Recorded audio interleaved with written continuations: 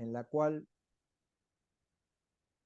ahora sí, en la cual el tema que nos convoca tiene que ver por una cuestión inherente a poder comprender el envejecimiento de nuestros padres y nuestros abuelos.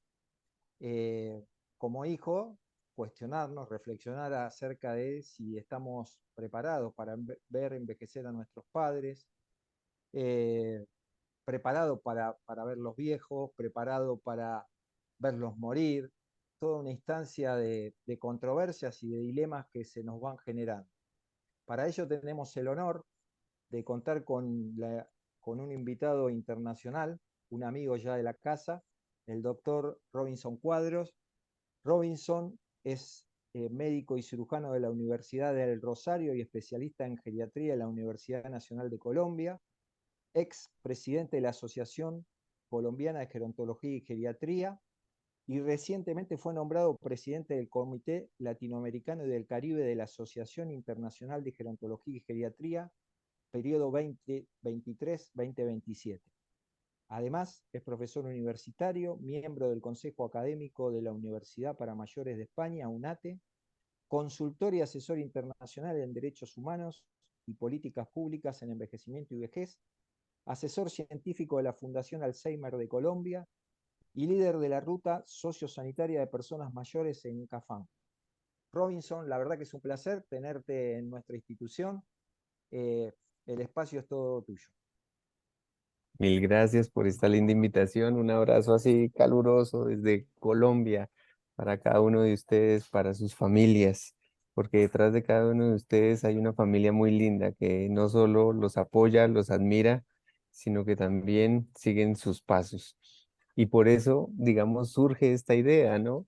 Hablar un poquito de cómo comprender el envejecimiento de nuestros padres, cómo comprender estos cambios que van ocurriendo. Y pues espero dejarles más preguntas que respuestas con esta presentación, que espero que ya la estén viendo. Y, y pues bueno, entremos en materia porque yo creo que al final lo lindo de esta presentación es cuando empezamos a interactuar con las preguntas y las inquietudes que nos surgen alrededor del tema. Hay una canción que un gran cantante le hace a su padre en medio de la enfermedad de Alzheimer y la titula ¿Qué le está pasando a mi héroe? Y cuando nosotros estamos en este proceso de crecimiento, cuando somos pequeños, idealizamos tanto a nuestros padres, a nuestro papá, a nuestra mamá, que las vemos como héroes. O sea, la verdad nos resuelven la vida. Están muy pendientes de que no nos falte comida, que tengamos buenos estudios, que tengamos valores, que tengamos buenos principios, que respetemos a los demás. Y a veces vamos creciendo y sentimos que como que tienen una bolita de cristal porque nos dicen, oye, oye, no te vayas sin abrigo que va a llover. Y uno dice, pero mamá, está haciendo un día hermoso, ¿cómo que va a llover? Y a la media hora empieza a llover. Y uno dice, medios mal le hice caso a mi mamá y me traje mi abrigo. Y siempre los tenemos ahí muy, muy, muy por encima, ¿no? Los tenemos a veces supervalorados. A veces por tenerlos tan supervalorados, se nos olvida que también son humanos, que también cometen errores, que también sienten miedos, que también sienten soledad, que también fallan, ¿sí? Y se nos empiezan a invertir los papeles, ¿no? Y en ese sentido de sobreprotección, empezamos a querer ser los papás de nuestros papás. Papá, no hagas eso, mamá, ya no estás en edad de esto, te queda mejor tal vestido, córtate el cabello así. Y la reflexión primera que quiero dejar acá con todos ustedes es, si ellos te dejaron crecer, ¿por qué no los dejamos crecer a ellos también? Y ahí es una pregunta que nos surge, ¿no? De, ¿y tú qué quieres ser cuando seas grande? Y esa es una pregunta que tiene validez a cualquier edad. Y es respetar mis sueños, mis gustos, mis creencias, mis tradiciones, mis sabores, ¿sí? Y es donde nosotros simplemente somos acompañantes, ¿sí? Vamos de gancho sintiendo lo que el otro está sintiendo, compartiendo emociones, compartiendo alegrías, pero también dejándolos expresar esas emociones o esas expresiones negativas, cuando pierden el sentido de la vida, cuando se sienten vacíos, cuando sienten que la situación económica del país o la situación familiar está tensa.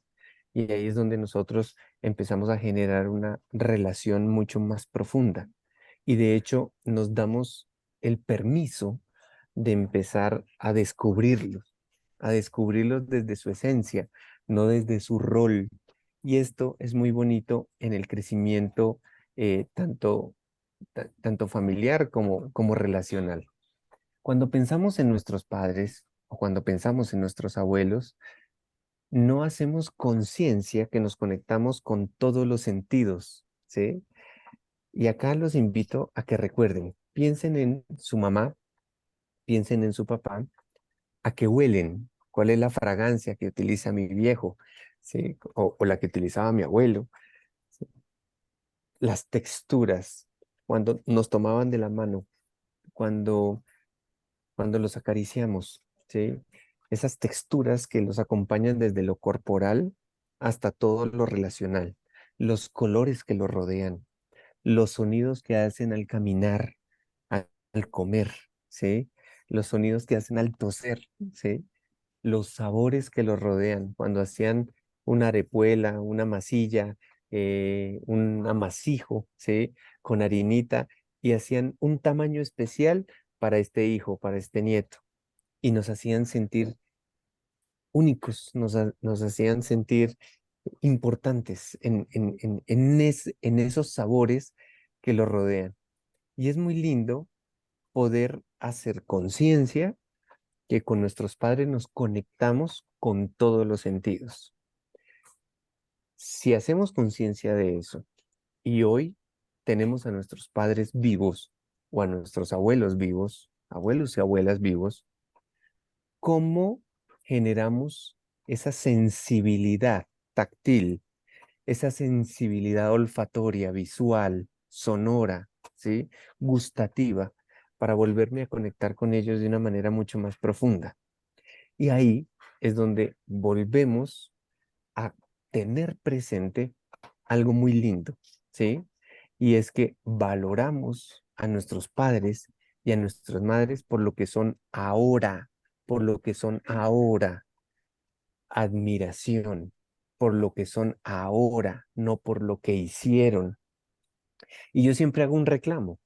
Cuando nos encontramos con los compañeros de oficina o con los amigos y nos preguntan por nuestros padres o por nuestros abuelos, nos preguntan en presente. Nos dicen, oye, ¿y quién es tu papá? La pregunta es en presente, ¿no? ¿Quién es tu papá? Pero curiosamente respondemos en pasado, ¿no? No, mi papá fue un gran comerciante, mi papá fue un maestro, él hizo, él desarrolló, gracias a él se construyó, y empezamos a narrar las historias de lo que ellos fueron, hicieron. Pero la pregunta fue en presente, ¿quién es tu papá? Y aquí es un llamado a valorar a las personas mayores por su presente, por lo que son hoy para nuestras familias, por lo que son hoy ellos para ellos mismos, ¿sí? Y esta reflexión nos permite darles un valor social, un valor familiar, ¿sí? Que se pierde cuando ellos sienten que como ya no tienen un rol ejecutivo, ya no tienen un rol financiero, un rol de liderazgo empresarial, se sienten, digamos, un poco eh, eh, eh, relegados, ¿sí? Por nosotros mismos y ellos y por la sociedad. Y ahí es donde nosotros decimos, no, mira, si tú eres valioso por lo que sos ahora. ¿Cómo se imaginaban ellos su vejez? ¿Sí? Y partimos de estos imaginarios que de hecho el mismo Pitágoras decía, ¿no? Una bella ancianidad es ordinariamente la recompensa de una buena vida. Pero lo cierto es que saber envejecer es una difícil asignatura de la vida. Lo primero que tenemos que tener en cuenta es que para ellos la vejez, ¿sí? Era el periodo más corto de la existencia, ¿sí? ¿Por qué? Porque en 1950 la expectativa de vida eran 48, 50 años. Hoy ha cambiado. Por lo tanto, la proyección que ellos tenían frente a la longevidad no se tenía clara como ahora lo estamos trabajando más. Entonces, ¿qué veíamos alrededor de esos imaginarios de la vejez? Pasividad, ¿sí? De pronto estar en un campo abierto, en lo rural, sembrando maticas, ¿cierto? Con una vida muy tranquila, de pronto volver a pintar, dedicarme más a las oraciones, a mis creencias, compartir con los nietos, disfrutar la pensión. Entonces se veía el tema económico, hacerle galletitas a los nietos cuando llegaran, ¿sí? O disfrutar más tiempo en pareja. Entonces, proyectábamos esta vejez o este envejecimiento desde ahora sí voy a tener tiempo para. Y había una ambivalencia. No me quiero sentir un inútil, no me quiero sentir inútil, me quiero sentir activo, pero me encuentro o me estrello con una sociedad que no me lo permite. Entonces, este imaginario hermoso que habíamos programado de una vejez se convierte en unos cambios que muchas veces pudimos haber prevenido, pero muchos otros no. Deterioros cognitivos, ¿sí? Trastornos neurocognitivos como el Alzheimer, como los vasculares, las frontotemporales, los cambios de residencia. Mira, papá, aquí te estás cayendo, no tenemos la infraestructura, necesitamos algo mucho más adaptado a tus necesidades. La viudez, la soledad no deseada, el alcoholismo, la depresión, el maltrato familiar. Me acuerdo mucho un empresario que me decía, doctor Cuadritos, mire, llegue con dinero a la vejez, pero no con tanta que te conviertas en un objetivo militar para tus hijos, ¿no? Y uno decía, a veces, eh, con dinero o sin dinero, ve uno unos conflictos familiares tan complejos que uno dice, esto puede arruinar ese ideal de envejecimiento. La dependencia funcional, me fracturé, me caí, me cambió todo el panorama, ¿sí? Ahora siento que me estoy convirtiendo en una carga para mi familia y claramente la pobreza. Y, y hay un imaginario, un estereotipo sobre que en la medida en que van pasando los años, vamos siendo como más tacaños, más ahorrativos, más, sí, no queremos malgastar el dinero. Y esto hace parte también, pues, de un contexto cultural que tenemos que empezar a mirar con diferentes ópticas. ¿Por qué? Porque cuando ocurre todas estas situaciones, ¿sí? Cuando ocurren todas estas situaciones, empezamos a preocuparnos, ¿sí? A ocuparnos antes de lo que verdaderamente ocurre. Y esa preocupación nos lleva a vivir ansiosos. Y cuando yo estoy ansioso, mi corazón va rápido, ¿sí? Se me sube la tensión, no duermo bien, se me distiende el estómago, me lleno de gases, empiezo a, a- a consultar con todos los especialistas porque algo debo tener, ¿sí? Y me buscan tanto que algo encontrarán, ¿cierto? Y empiezan a hacer endoscopias, colonoscopias, ecocardiogramas, algo debe haber ahí. Y cuando ven que todo sale relativamente normal, pues nos falta ir al psiquiatra, ¿cierto? Porque entonces debe haber algo ahí de fondo. Y el psiquiatra nos trata de ayudar y nos trata de organizar, digamos, esas ansiedades. Y vivimos buscando y buscando respuestas y nos sentimos cómodos con el médico que nos dice lo que queremos escuchar.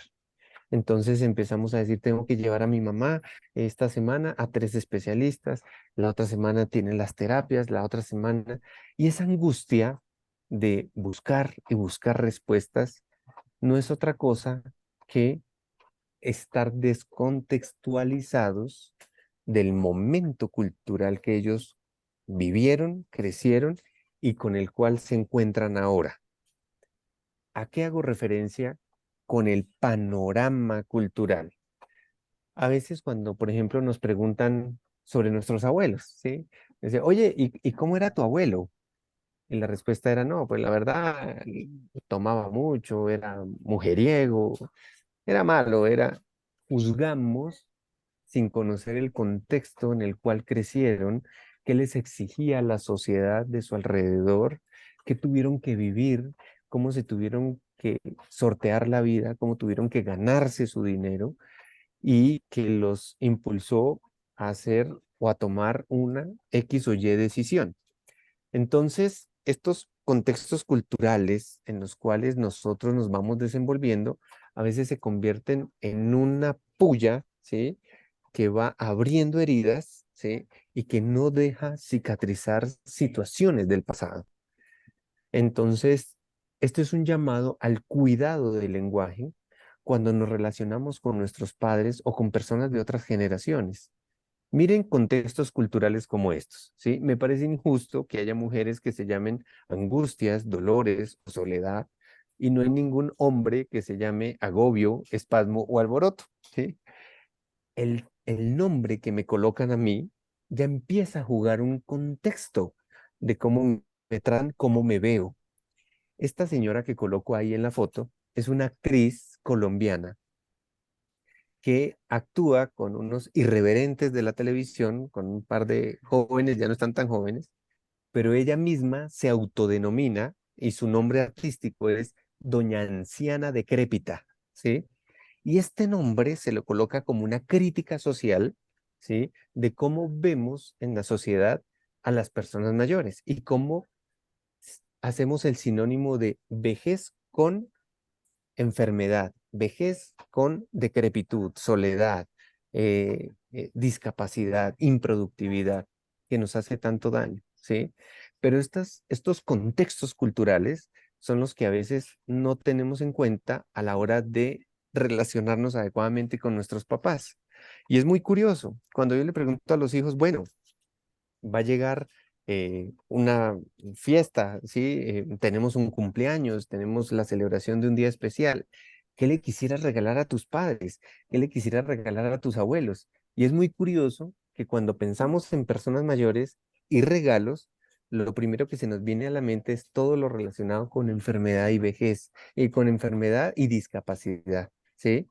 Entonces, ay, el pastillero para que guarde los medicamentos, unas pantuflas para calentarle los pies, pero vemos estas pantuflas de perro que ven ustedes ahí en la pantalla que generan más caída que beneficio, ¿sí? Hay promoción de tensiómetro para tomar la tensión, un pañolón negro para que acompañe los sepelios, entierros de las amigas, o simplemente partimos desde nuestros imaginarios negativos y por eso coloco en la mitad este pijama, ¿sí? Esta batola para dormir, como de la abuelita de Caperucita Roja, ¿cierto?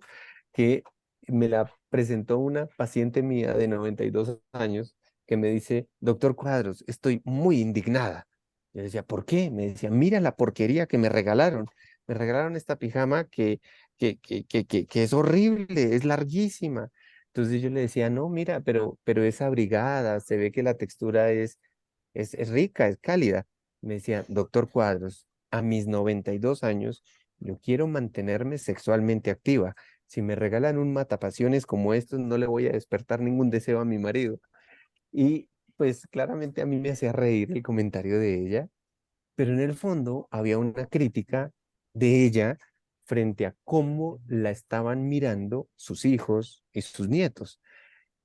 Y la reflexión profunda que hacíamos era ¿cómo es mi lenguaje para que me estén tratando así? ¿Sí? Si cada vez que mis hijos me llaman, primero me saludan con lenguaje hospitalario, ¿no? ¿Cómo estás? ¿Cómo sigues? ¿Sí? ¿Te estás tomando los medicamentos? ¿Si comiste bien? ¿Sí? Con puras preguntas, ¿sí? Hospitalarias, les digo yo.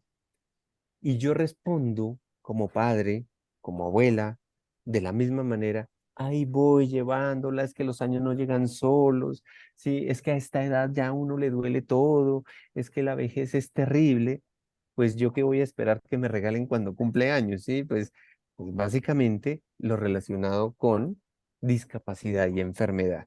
Entonces, así como hablas, así mismo te tratarán. Y esta es una invitación a transformar los lenguajes. ¿Cómo me gustaría que mis hijos me saludaran a mí? ¿Sí? Que me dijeran, papá, hoy estás más lindo que ayer. ¿Sí? Ese sería un saludo fantástico. Pero para salir del paso, ¿m? Empezamos. Papá, mamá, para la edad que tú tienes, te conservas muy bien, ¿sí? De joven, fuiste muy bonita. A esa edad no puedes vivir solo, necesitas una cuidadora. Te la pasas sentado todo el día. Así quieres morir postrada, deja de orar, que eso no te servirá para nada. Los dolores que tienes son por tu edad. No tengo tanto tiempo para ti como tú te imaginas. Eres demasiado absorbente, ¿sí? Y empezamos a mirar frases complejas, ¿no? Ya que vives desocupada, cuida a mis hijos en las tardes. Es mejor que te hagas a un lado en la empresa, ¿sí? Y me dejes a mí manejarlo todo porque la verdad lo estás entorpeciendo todo. A tu edad es mejor dedicarse a descansar en paz, ¿sí? Son frases que si uno las analiza una a una, generan mucho daño, generan muchísimo daño. ¿M? Porque las decimos de manera inconsciente, pero si alguien nos las dijera a nosotros, ¿qué sentiríamos? ¿Qué reacción tendríamos al escuchar, oye, para la edad que tienes te conservas muy bien? Entonces la respuesta natural sería, para la edad que yo tengo ya me debería haber muerto o qué esperarías que cómo estuviera yo a mi edad. Hay que comprender que nuestro lenguaje con nuestros seres queridos pueden generar sobreprotección, anulación o incluso pueden llegar al maltrato. Aquí les presento una amiga mía que alcanzó a llegar a los 116 años, doña Betulia. A los 113 estuve bailando con ella en un homenaje que le hicieron. Doña Betulia, una mujer muy sabia, muy sencilla, me decía, pues mira, la verdad no hay secretos para una buena vejez. Cada quien envejece como se le da la gana. Muy sabia, ¿sí? Aquí no hay secretos del éxito, del triunfador. O sea, cada quien, de acuerdo a su contexto, su perspectiva, sus gustos, va labrando su camino. Pero doña Betulia me decía algo muy curioso. Me decía, bueno, hay tres cosas que sí son importantes y que para mí, digamos, harían parte de esa filosofía de vida. Decía, lo primero es que yo salgo a caminar todos los días con mi hijo 2 horas, ¿sí? Con mi hijo menor, el de 76 años, nos vamos a caminar 2 horas. Ella decía, la actividad física, el mantenerse activo. Lo segundo que decía doña Betulia es, me encanta salir a hacerme un baño de sol, ¿sí? Tengo que salir de la casa. El sol no se toma a través de la ventana. Tengo que salir y que mi piel salude el sol. Y empezamos a mirar todos los beneficios de la vitamina D, de los principios hormonales, metabólicos del sol, del beneficio del sol. Y me decía, y hay algo importante, ¿sí? Que quiero añadir, que era su tercer secreto, por decirlo así. Eh, ten buenos amigos, ten buenos amigos. Y uno empieza a comprender cómo en la vejez los amigos empiezan a jugar un papel fundamental en la salud mental, en la salud física, en la salud espiritual. En este momento de la humanidad no sabemos cuántos años vamos a vivir. Aquí les presenté a una de 116 años. Sabemos que a nivel mundial, Madame Calmet, la francesa, llegó a los 122 años. Y cuando uno empieza a mirar, claro, el envejecimiento femenino es mucho más notorio que el masculino, la longevidad, pero hay algo fundamental en estos dos casos que pongo acá, ¿sí? Cuando Madame Calmet, pasados sus 100 años, dice, voy a dejar de fumar porque quiero cambiar mis hábitos de vida, ¿sí?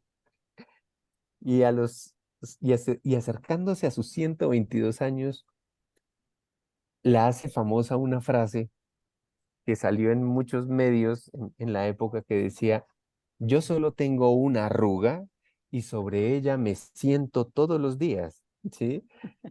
Nos hacía, o sea, nos hacía comprender que el secreto de la longevidad, el secreto de una buena vejez es la actitud, la actitud. ¿Y cómo yo mejoro mi actitud desde ya? ¿Y cómo le ayudo a mejorar la actitud a mis padres que de pronto están preocupados por los cambios fisiológicos que están viendo con el envejecimiento? ¿Cómo yo, sí, le respondo a una madre que me dice, lo que yo no quiero es que me dé Alzheimer, pero se me están olvidando las cosas. ¿El problema es la enfermedad o el problema es la discapacidad? ¿El problema es llegar a los 110 años o el problema es perder mi funcionalidad? Y aquí es donde empezamos a jugar un poquito con los verdaderos valores que nos mueven y nos hacen sentir vivos y nos hacen palpitar el corazón y pensar que cada día que me levanto con propósito, no me levanto y quedo desocupado. Los contextos son diferentes. Miren esta foto de en 1890. En esta foto de 1890 ustedes ven cómo estaban conformadas las familias, ¿sí? Y aquí vemos al padre, a la madre y a todos los hijos. ¿Por qué? Porque en 1890 había una premisa fundamental. ¿A qué vinimos? A reproducirnos. Hay que poblar el mundo, ¿sí? Esto pues claramente ya no se ve, ya no vemos mamás con 16 hijos, 15 hijos, ¿sí? Estos contextos van cambiando. ¿Saben qué es importante y por qué me gusta mostrar esta foto? Porque este papá, este señor de barba blanca, sin cabello, que está sentado en esta foto, ahí en la mitad de la foto, ¿sí? Para la época había superado la expectativa de vida. Para la época, ¿sí? Él tenía ahí 60 años. Y uno dice, pero ¿cómo es posible 60 años? ¿Y por qué se ve tan mayor? Actualmente vemos familias más cortas, menos hijos, más tiempo con nietos, con bisnietos. Este señor de camisa blanca que lo ven ahí, 87 años, y se ve mucho más joven, entre comillas, que el hombre del que hablábamos en la foto anterior. Y esto nos da a entender y a comprender que físicamente también hemos cambiado, pero los halagos, los piropos, cuando nos dicen, oye, no aparentas la edad que tienes, ¿sí? Pues la respuesta real es que ninguno de nosotros aparentamos la edad que tenemos. Hemos cambiado. Nuestros hijos, cuando lleguen a nuestra edad, tampoco se van a parecer físicamente a la edad que tienen. Pero estamos ante un cambio cultural rápidamente progresivo.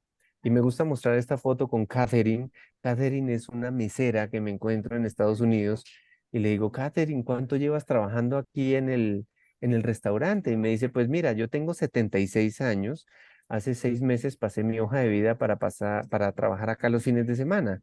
Entonces yo, 76 años y te dieron trabajo, ¿sí? ¿Y por qué a los 76 años tienes que trabajar los fines de semana acá en el restaurante? Y Catherine me dice, pues mira, lo que pasa es que tengo que pagarme mi universidad. Entonces yo, ¿cómo así? ¿Estás estudiando en la universidad? Me dice, pues claro, yo soy abogada de profesión, pero tengo una pensión muy pequeña, quedé viuda, mis 2 hijos viven fuera. Me encanta la historia y dentro de las universidades para mayores, una de las carreras que me encanta y que siempre quise estudiar fue museología. Y yo me imagino trabajando, compartiendo los museos con muchas personas y contándoles la historia de viva voz. Y yo le decía, wow. Me decía, pero no, tranquilo, ya me voy a graduar. Ya dentro de poco me gradúo y pues mientras pasa eso, me vengo en mi bicicleta los fines de semana a trabajar en el restaurante. Entonces yo decía, en esa foto que me tomé, el viejo soy yo, ¿sí? Estamos ante contextos diferentes y estamos con padres, madres que quieren seguir conquistando el mundo, que quieren aprender, que quieren seguirse sintiendo útiles y productivos. No podemos tratarlos, ¿sí? De manera despectiva, infantilizándolos o cortando sus ilusiones. ¿Qué le diríamos a una mamá de 80 años que nos hace en una reunión familiar y nos dice, antes de morir quisiera cumplir mi sueño de aprender a patinar? ¿Cuál sería nuestra respuesta? ¿Mm? Porque es más fácil decirle, no, no lo hagas, no estás en edad de, te vas a matar, te vas a partir una pata, ¿sí? Te vas a lesionar, ¿cómo se te ocurre? Es mucho más fácil decir eso que decirle, oye mamá, si es tu sueño, miremos cómo empezamos un plan nutricional, un plan terapéutico con kinesiólogos, con todo un equipo que te ayude a cumplir el sueño. Porque mi misión como hijo es verte feliz, ¿sí? Y que disfrutes la vida. yo quiero ser el trampolín de tus locuras, ¿sí? Y que cuando ya no estés en este mundo, ¿m? Yo pueda estar tranquilo que fui el mejor alcahuete tuyo, ¿sí? Y el mejor cómplice. Para esto debemos comprender qué es normal y qué no es normal dentro del proceso de envejecimiento. Lamentablemente a la vejez se le echa todo el agua sucia. Todo es culpa de los años, que se me está perdiendo la memoria, que me duele la articulación, que, esos son los años. Pues no, no existen enfermedades típicas de la vejez. Las enfermedades se labran en la edad madura y se expresan en la vejez. Es diferente. ¿Qué pasa y qué debemos conocer en manera general? Después de los 40 años empieza a existir la famosa aterosclerosis. Se empiezan a calcificar las arterias, por eso digamos que al perder esa elasticidad arterial, los cambios bruscos de posición, si yo me agacho y me levanto, pues fácilmente me puede dar mareo, vértigo. A eso se le llama hipotensión postural. ¿Mm? Esto hay que tenerlo en cuenta en qué sentido. Y aquí les voy a narrar algo curioso.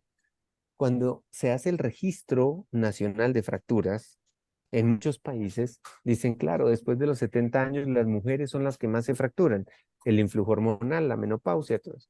Pero cuando se empieza a mirar por qué se fracturan, en dónde se fracturan, empiezan a salir respuestas muy curiosas. Las mujeres se fracturan, en su mayoría, en su casa. ¿Qué estaban haciendo cuando se fracturaron? Colocándose la ropa interior. Y uno dice, ¿cómo así? ¿Cómo así? Mi mamá, mi papá, ¿cómo se ponen sus interiores? ¿Sí? ¿Cómo los calzones, como les decimos acá en Colombia? ¿Cómo? Del afán, ¿sí? No se sientan, no se suben los interiores hasta las rodillas y después se los terminan de acomodar. Entonces, de ahí viene un factor de riesgo para caerse. Y esto es conocer nuestros procesos fisiológicos del envejecimiento para poder prevenir algo que me va a cambiar todo mi contexto. Hay una disminución de la elasticidad pulmonar. Los músculos intercostales, ¿sí? También tienen la sarcopenia asociada con el envejecimiento, por eso es mucho más difícil toser, expulsar las flemas, y es un llamado de atención a cantar. Debemos cantar más, ¿sí? En la medida que envejecemos, tenemos que aprender a llenar nuestra capacidad pulmonar para que si nos da una gripe, si nos da una neumonía, podamos tener un buen mecanismo de fuelle que nos permita movilizar esas secreciones, ¿sí? Hay una disminución del peristaltismo, es decir, esos movimientos normales del esófago, del estómago, ¿sí? Que hace que incluso después de los 85 años se hable de la anorexia fisiológica del envejecimiento. Con poquito sentimos esa sensación de plenitud o de llenura más rápido, ¿sí? Y hay menor producción de ácido en el estómago. Y aquí es un llamado de alerta a ese uso de antiácidos, ¿sí? De manera crónica, donde si yo nací con ese ácido y se me va disminuyendo en la medida que envejezco, ¿para qué sirve ese ácido? Alguna vez me pregunté, ¿para qué sirve el ácido del estómago? Pues nada más ni nada menos para que se absorba el ácido fólico, vitamina B1, B2, B6, B12, algunas formas de vitamina D, de hierro y de proteínas. Entonces miren que tenemos que empezar a evaluar la polifarmacia, sobre todo cuando el hígado también envejece, el riñón también envejece y la síntesis de los medicamentos y los metabolitos pues se hacen más lentos. Y esto hace que los medicamentos puedan durar mucho más tiempo en el organismo y puedan generar mayor reacción adversa o toxicidad. Hay una disminución en la sensación de sed y por eso en verano tenemos que hacer campañas de enseñarles a hidratar. La percepción de sabores, la lengua es muy curiosa porque después de los 75 años empieza a tener cambios, entonces el sabor agrio y amargo no se perciben tan bien, pero en compensación el sabor dulce genera mucho placer y por eso se esperan para el dulce de leche, ¿cierto? Para el alfajor porque esto se disfruta de una manera especial. El dulce genera placer. Y nosotros los médicos prohíba, prohíba, prohíba. Tenemos que aprender a negociar y hacer intercambios de si bailas, si haces ejercicio físico, premiamos la lengua con estos sabores que te gustan y empezar a comprender un poquito estos cambios. Hay reclutamiento auditivo. Después de los 75 años, si hay tres sonidos a la vez, fácilmente los anulo. Hay cambios en la curvatura de la córnea, por eso la percepción de profundidades, ¿sí? De escalones, de contrastes se puede dificultar aumentando el riesgo de caída. Cambia el patrón de sueño, ¿sí? Incluso se reporta que después de los 90 años, básicamente con 4 horas de sueño efectivo, pues ya hago una adecuada reparación. Pero si a mí me acuestan a dormir a las 6 de la tarde, pues a las 12 de la noche, pues ya estoy despierto, pero es tan fácil pedir inductores de sueño, medicamentos para que duerma mejor mi mamá. Esto hay que mirarlo muy bien porque pues uno de los efectos secundarios más comunes de estos medicamentos pues son las caídas nocturnas y las fracturas. La piel empieza a cambiar desde los 24 años y esa grasita subcutánea va a ir cambiando a tal punto pues que sentimos más frío que los demás. Hay una deshidratación de los cuerpos vertebrales, por eso digamos vamos bajando de estatura y siempre, sobre todo los hombres que somos bien vanidosos, decimos cuando yo era joven era bastante alto ya, ¿sí? Y esto hace parte del proceso, ¿no? La multitarea, hacer varias cosas al mismo tiempo se dificulta después de los 65 años, pero nunca se pierde la memoria con la edad, nunca. Y hay algo curioso, los cartílagos de la cara nunca dejan de crecer, por eso la nariz y las orejas se nos hacen grandecitas en la medida en que vamos envejeciendo. Esto hace parte de los procesos que debemos comprender en nuestros padres, pero claramente en nosotros mismos. Es curioso, en geriatría, dos tipos de consultas que son muy frecuentes: el exceso de futuro y el exceso de pasado. La ansiedad. Doctor, dele algo a mi mamá para que duerma, porque es que no duerme, vive angustiada. Cuénteme, Rosita, ¿por qué estás angustiada? No, es que a una hermana le diagnosticaron Alzheimer, un nieto no ha podido entrar a la universidad, una vecina se cayó por las escaleras y le duele mucho la cadera. Entonces, como que los problemas de toda la humanidad se los apropian y viven preocupadas y ansiosas por lo que no ha pasado. A ellos no les ha pasado. Y el exceso de pasado, cuando nos quedamos, ¿sí? Atrás en lo que fuimos, viviendo de fotos amarillas. Yo fui, yo hice, en mis épocas, todo tiempo pasado fue mejor, a tal punto, ¿sí? Que yo como hijo, cada vez que interactúo con ellos, le hablo desde su pasado, no de su presente. Damos herramientas y oportunidades para que hagan su propia vida y ayudamos hasta difícil, ¿sí? Y es que existen padres y existen madres tóxicas, ¿sí? ¿Y a qué le llamamos padres y madres tóxicas? ¿Sí? Y me las encuentro en consulta, ¿sí? Que les digo, bueno, ¿y tú con quién vives? Con mi hija menor, que es la que me cuida. Oye, ¿y qué va a pasar con tu hija menor cuando tú ya no estés? Sencillo, doctor. Cuando yo me muera, mi hija se muere conmigo. Y son respuestas que uno dice, caramba, ¿sí? Señora, si yo no soy feliz, los demás tampoco. ¿Qué hay detrás de esas frases complejas que uno puede escuchar? ¿Sí? Personas que nunca se estabilizaron en sus relaciones, no lograron metas, ¿sí? Nunca se sintieron realizadas, siempre hicieron la vida de los demás. Le hicieron la vida al esposo, a los hijos, a los nietos, a todo el mundo, pero verdaderamente nunca pensaron en ellas mismas ni se dieron la oportunidad. Y cuando la vida las puso sobre el espejo de la vida, cuando quedan viudas, cuando los hijos se van, cuando salen del trabajo, el espejo de la vida, ¿qué has hecho por ti? Inmediatamente entra esa frustración. Entonces se ponen un escudo al frente, atacan antes de que los ataquen. ¿Sí? Su historia de abandono, maltrato, abuso, dolor, ¿sí? Empiezan los reproches a los hijos, ¿sí? Tienes que venirme a visitar todos los días, deja a un lado a tu esposa, porque primero tuviste madre, siempre.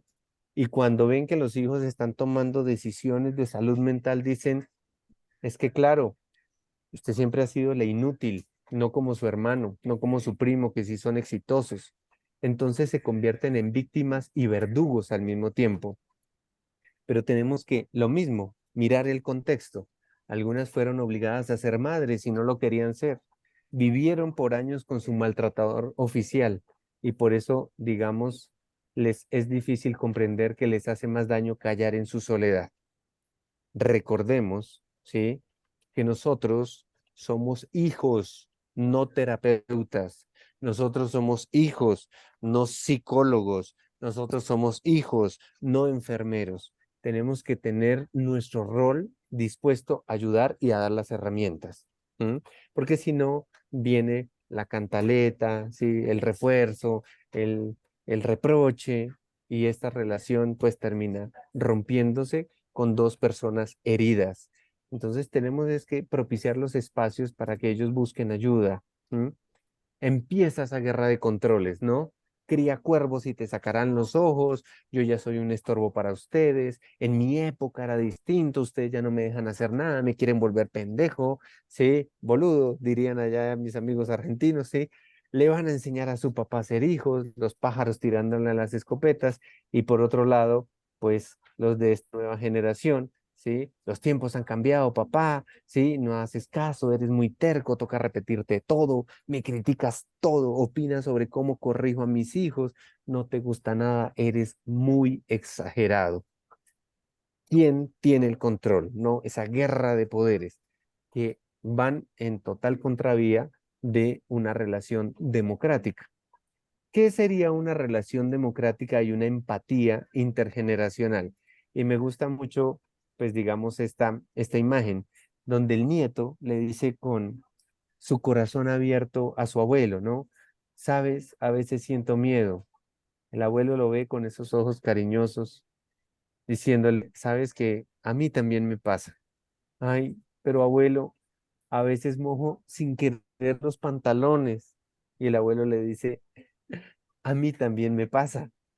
Y el nieto, al ver que su abuelo abrió totalmente su corazón, le dice, lo peor de todo es que siento que los adultos no me comprenden.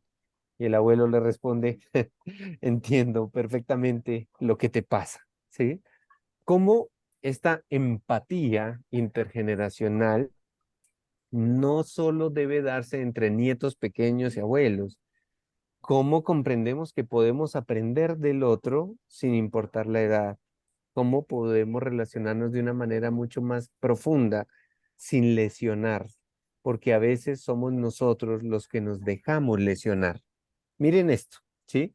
Ayuda con tu pensión, con tu jubilación, ¿sí? Porque tienes que ayudar a tus nietos. Yo me quedé sin trabajo, entonces tu dinero debe ser para tus nietos. O cuando uno habla con personas mayores que le dicen, yo soy importante para mi familia porque yo soy el que cuido la casa cuando todos se van de vacaciones. O cuando regresan estos hijos, hijas que se separan de sus relaciones, dicen, mamá, quiero que me recibas otra vez en la casa, va a ser un tiempo corto, pero ese tiempo corto se va alargando, ¿sí? Se va entrando en un estado de confort donde dañan totalmente el ambiente familiar y donde se convierten pues en una carga para los demás. Y ahí es donde uno pregunta, en estos tres escenarios, ¿sí? ¿Por qué permití eso? ¿Hasta dónde yo como papá pongo límites? ¿Hasta dónde yo como hijo, ¿sí? No abuso del amor de los padres? Y por eso coloco ahí, ¿no? ¿Esto es solidaridad o conveniencia? Algo que culturalmente tenemos que trabajar mucho es esa sensación de acumular. Para esto tenemos que comprender, ¿se acuerdan de los horizontes, de las miradas, de los panoramas? A nuestros padres y a nuestros abuelos los educaron más en el tener que en el ser. Por eso, digamos, se tenían estos archivadores donde se guardaban copas de cristal, platos finísimos de Italia, ¿sí? Para una ocasión especial. Mamá, ¿y cuándo vamos a sacar esa vajilla, esos, sí, todos esos aditamentos hermosos que tienes ahí para una ocasión especial? Y se mueren y no llega la ocasión especial. Entonces empezamos a mirar cómo Hoy es esa ocasión especial, ¿sí? ¿Cómo les ayudamos a quitar esa tara de que está mal invertir en ellos mismos y empezar a comprender que hay tres síndromes peligrosos? El síndrome de la abuela esclava, el síndrome de la abuela golondrina, el síndrome de la abuela banquera, ¿sí?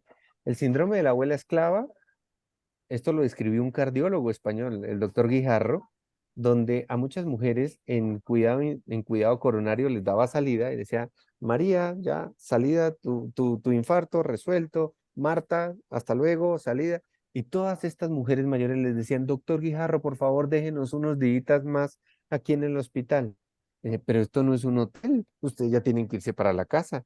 O sea, no, es que en la casa yo cuido a mi esposo. Además, mis hijas me están mandando a los nietos, me están mandando a las mascotas, tengo que estar pendiente de los recibos, de las facturas, y estoy tan sobrecargada que ya no puedo. Pero cuando le dije a mis hijos que me dejaran un poquito de respiro, me empezaron a amenazar. "Ah, entonces no te vuelvo a traer a tus nietos, ya, y, y, y y me generan tanto estrés que vino el infarto. El síndrome de la abuela banquera, ¿no? Ay, no sé qué regalarle a mi nieto. Mejor le doy unos billeticos para que él se compre lo que él quiera. Pero cada vez que el nieto viene de visita, envuelve un billetico y se lo da a escondidas.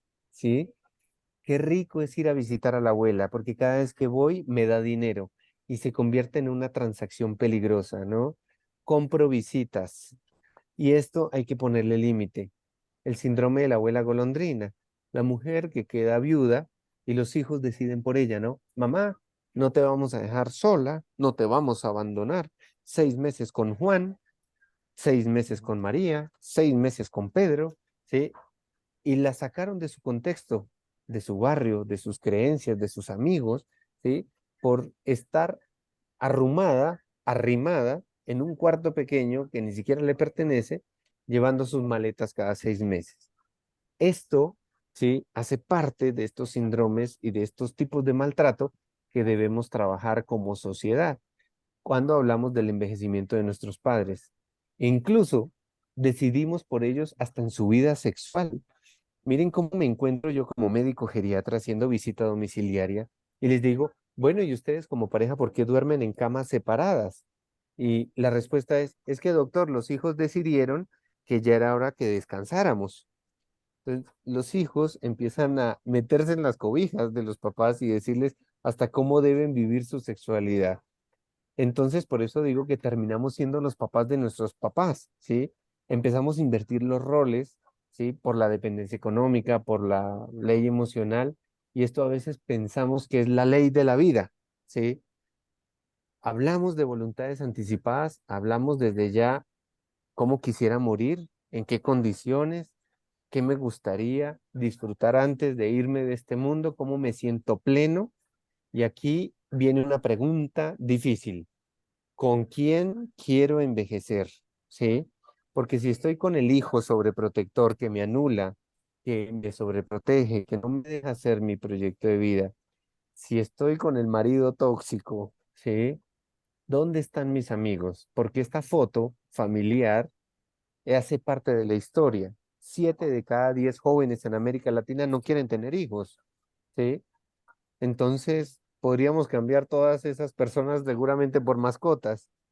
¿Con quién quiero envejecer? ¿Sí? Que por cuidar a otros no se nos olvide cuidarnos a nosotros mismos, ¿sí? Y aquí es un llamado a tener espacios con amigos, ¿sí? Envejecer con amigos y establecer modelos de cuidado.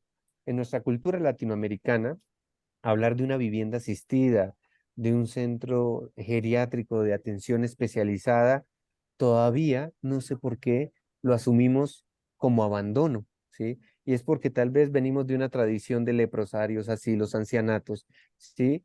Que estos conceptos afortunadamente han ido transformándose.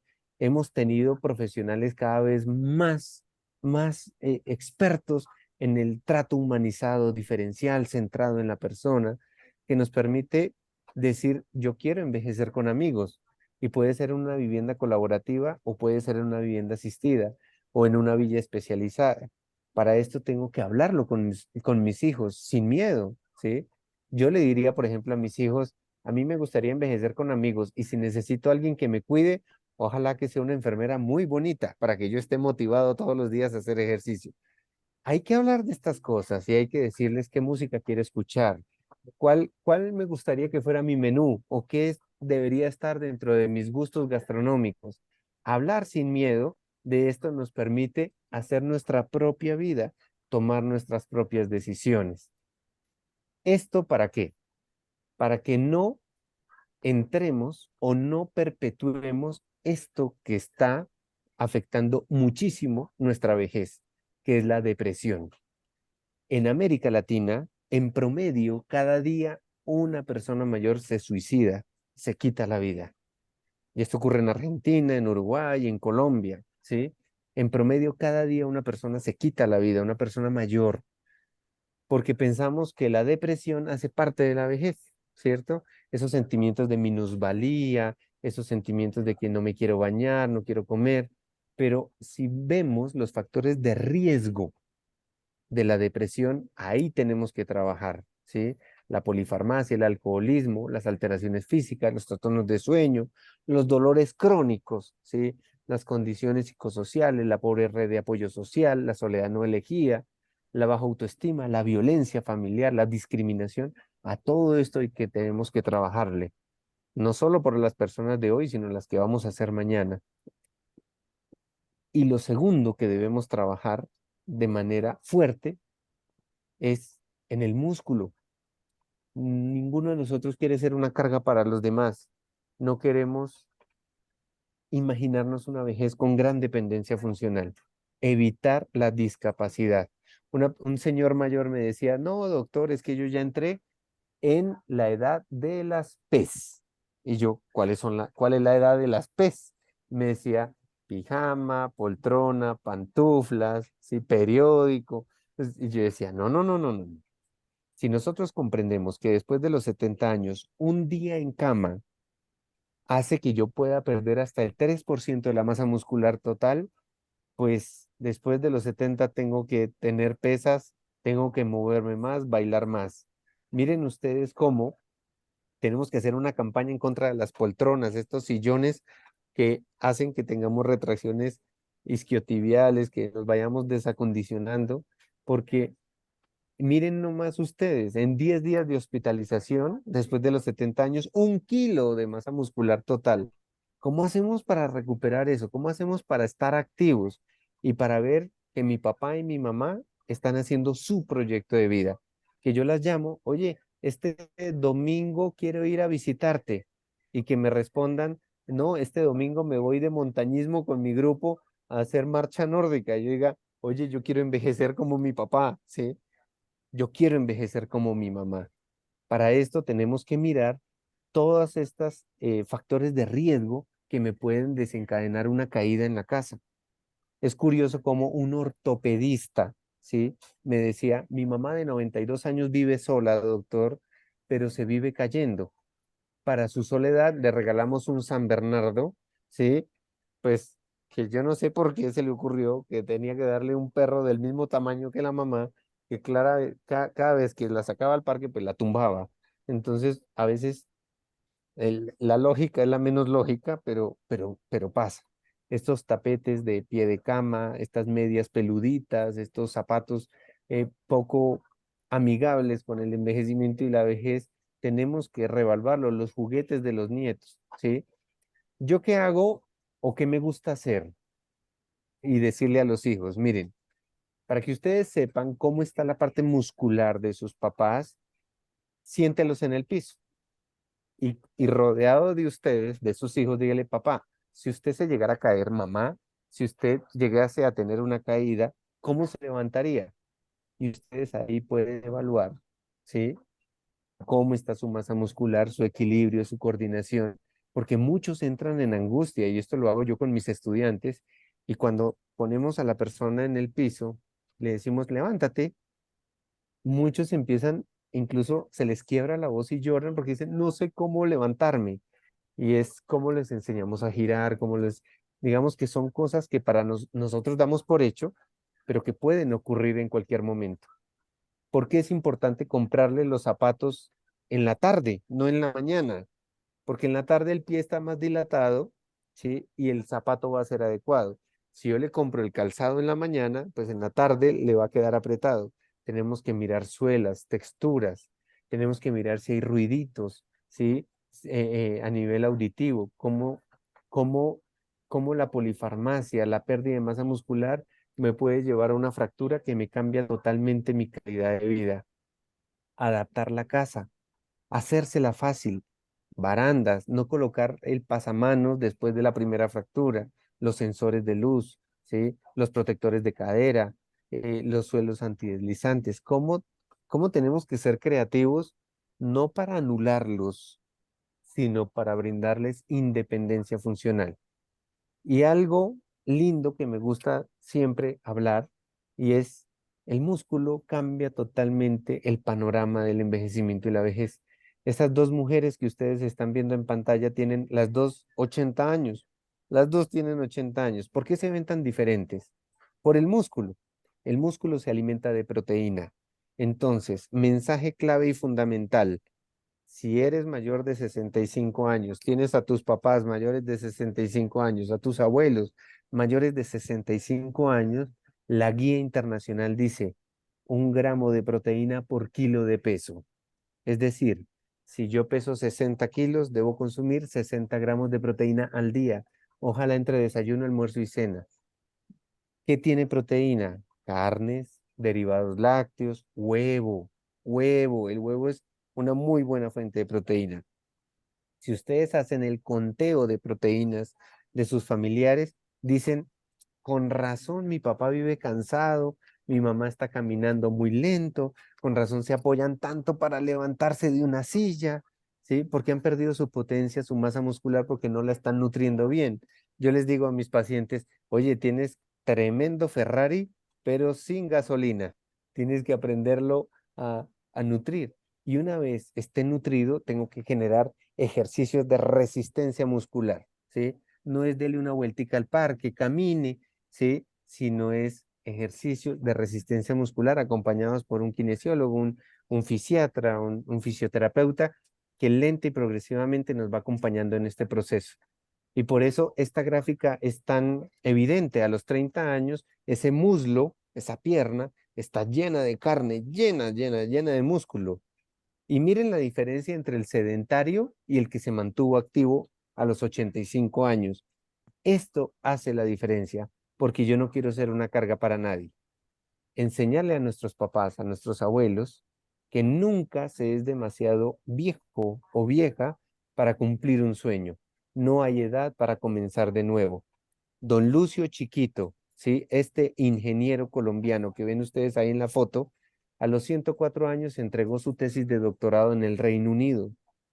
Cuando una periodista le dice, Don Lucio, usted estudiando todavía a los 104 años, él dice, pues es que después de muerto es difícil aprender. Actitud, ¿sí? Marie Curie aprendió a nadar a los 50 años, John Pemberton inició Coca-Cola a los 55, Gerald Sanders fundó KFC a los 65, Tolstoy aprendió a montar bicicleta a los 67 años y esa es una historia hermosísima. Giuseppe Verdi estrenó Otelo a los 74. Leonard Harwich ganó premio Nobel de Economía a los 90 años. La edad es un número, ¿sí? Lo que nos define es la capacidad de luchar por nuestros sueños. Los niños quieren cambiar el mundo, las personas mayores también. Por eso, les repito, los hijos debemos ser cómplices del bienestar de nuestros padres. Con este último mensaje y todas estas reflexiones, de nuevo les quiero dar las gracias por esta linda invitación. Y bueno, veo que hay muchos comentarios por ahí en el chat. Bueno, Robinson, la verdad te súper agradezco en nombre de toda la institución. La verdad que ha sido una conferencia magistral. Ya veo a todos con la ropa deportiva haciendo gimnasia, haciendo ejercicio para fortalecer el tema de los músculos. Ha sido muy clara, ha sido muy amplia. contando un poquito todo lo que se da en el proceso de envejecimiento y de la vejez en todos los campos, en el campo bio, psicosocial, las pérdidas que hemos tenido o que vamos teniendo, pero también la importancia de ir generando ganancias a través de esas pérdidas. Fui anotando algunos ítems que me quedaron, la importancia de envejecer con actitud, ¿no? Eh, cambiar de eje, tener una nueva mirada sobre la longevidad, tener una mirada del envejecimiento como oportunidad, como desafío, no como esas pérdidas irrecuperables. Hiciste hincapié también en el envejecimiento diferencial, cómo nos atraviesa a todos la cultura. Eh, somos personas cambiantes, dijiste, en un contexto que también es cambiante, ¿no? Hoy cohabitan 4 o 5 generaciones con mandatos y patrones culturales muy diferentes. También hiciste mención al síndrome de la abuela esclava, al síndrome de la abuela golondrina, eh, dejar de que nos entren las famosas P, el pijama, las pantuflas para nosotros. Eh, y otra cosa que me quedé fue que vivimos, digamos, impactado en exceso de futuro y de pasado, y eso nos termina incrementando la ansiedad, ¿no? Dicho todo esto, te vuelvo a agradecer. eh, ha sido muy amplia tu exposición y voy a hacer, digamos, ingreso a las preguntas que han sido muy ricas. En primer lugar, quizás tiene que ver con algo que dijiste, si no nos convertimos en padres de nuestros padres y terminamos sobreprotegiendo, ¿no? ¿Qué recomendás para vincularnos mejor en tal sentido? Pues bueno, yo creo que así como nosotros deberíamos hacer un listado por escrito de aquellas cosas que hemos dejado en el tintero, aquellos sueños que hemos dejado de trabajarlos, pero que está ahí, esos talentos, esas capacidades, esas potencialidades, deberíamos hacer ese trabajo también con nuestros padres, ¿sí? Mamá, ¿sí? ¿Qué te soñaste ser de cuando era chica? ¿Qué te soñaste ser cuando estabas en el cole, en la universidad? Eh, eh, ¿qué sueños te faltan por cumplir? Y ese ejercicio es muy lindo porque nos conecta, como les decía al comienzo, desde, desde un rol totalmente diferente al de padre e hijo, sino nos conecta desde las emociones, desde el ser humano, desde el ser, y nos permite comprender que la vida continúa. Hay mucho por descubrir, mucho por conocer, mucho por aprender. Y es muy lindo cuando nosotros empezamos a empezar a descubrir tantas capacidades. Aquí en Bogotá tenemos un grupo de personas mayores aquí en Cafam con los cuales hacemos danza teatro. Y cuando hacemos las presentaciones, veo a los hijos llorando diciendo, yo juraba que mi mamá ni era amiguera, ni le gustaban estas cosas, ni que jamás se iba a parar encima en un escenario. O sea, verla totalmente diferente al prejuicio que yo tenía de mi mamá, sí, me alegra el corazón y me lo sana. Pero tenemos que darnos esas oportunidades y darles esas oportunidades también a nuestros padres que descubren tantos talentos que tienen. Perfecto, Robinson. Marce, creo que tenés alguna pregunta ahí para hacer. Sí, bueno, mil gracias. Es un placer escucharte. Creo que fuiste, informaste, nos sensibilizaste, lagrimeamos, todo lo que uno puede esperar. Por lo menos los que nos dedicamos a esto, que lo hacemos con tanto amor, si no, no lo podríamos hacer. A ver, la pregunta es la siguiente: ¿cómo desde lo comunitario, porque hay mucho de la mirada de los otros respecto de querer cumplir los sueños, ¿no? Esto que vos decías, ¿no? Cómo vas a patinar, y la contracara es, bueno, busquemos las herramientas o los elementos que te permitan hacerlo con el mayor cuidado posible y asumamos el riesgo de que querés cumplir tu sueño, porque ¿qué sueño no implica un riesgo, no? Todos y a todas las edades. Entonces, esto es desde lo familiar, desde lo individual como hijo. ¿Cómo podemos pensar desde lo comunitario en un proceso que nos permita a todos ver al envejecimiento como un proceso individual, por un lado, atravesado por un montón de privilegios que han tenido algunos y de deficiencias y privaciones que han tenido otros, y cómo reconocemos ese sujeto que tiene un número de años empoderado para cumplir sueños y un par tenga la edad que tenga, digamos, desde lo comunitario. Es una pregunta muy linda, Marcela, porque, digamos, aquí es donde viene la famosa solidaridad intergeneracional en la construcción de una sociedad para todas las edades. Y es cómo sensibilizamos a los tenderos, a los restaurantes, que todos son pet friendly, pero no age friendly, ¿sí? Y Exactamente. a los hoteles, de cómo esta transformación demográfica nos trae muchas oportunidades, pero que tenemos que trabajarlo desde la solidaridad.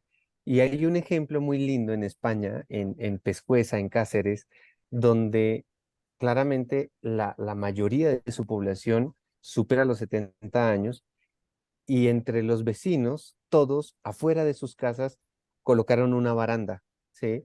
Y mandaron arreglar los andenes, las aceras, ¿sí? Las veredas, para que las personas mayores salieran de su casa, ¿sí? Y sintieran que todos sus vecinos y toda la comunidad quería verlos afuera, no encerrados, sino afuera. Y esto es un llamado especial de tener instituciones, hospitales, centros, hoteles de puertas abiertas, donde podamos interactuar con todas las edades, ¿sí? Los colegios, esto es muy lindo porque nos permite ser creativos, nos permite ser incluyentes, ¿sí? En este Pescueza incluso tienen un corredor azul, ¿sí? Con suelo antideslizante que atraviesa todo el pueblo, donde las personas mayores saben que por ahí van ellos y se sienten importantes. Es muy lindo y son estrategias muy sencillas, muy económicas, que cambian el lenguaje. Esta cadena de supermercados